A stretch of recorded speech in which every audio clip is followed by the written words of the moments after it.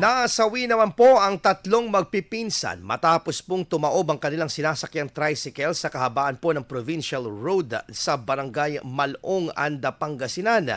Sa inisyal na investigasyon po ng pulisya habang binabagtas po ng tricycle ang nasabing lansangan, iniwasan po nito ang panambak na nasa kalsada at nasako po nito ang kabilang linya. Nagkataon naman po din napaparating ang isang motorsiklo at dito na nagsalpukan ang dalawang sasakyan. Tama sa ulo ang tinamupo ng tatlong magpipinsan na naging sanhi ng kanilang pagkasawi. Habang nagtamo rin ng sugat sa iba't ibang bahagi ng katawan ang dalawang sakay ng motorsiklo. Hiling ng kaanak ng mga biktima na kasuhan umano ang nagmamayari ng panambaka na nakalagay lamang sa gilid ng kalsada. Patuloy naman ang investigasyon ng otoridad ukol sa naturang insidente. IFM News. IFM News. IFM.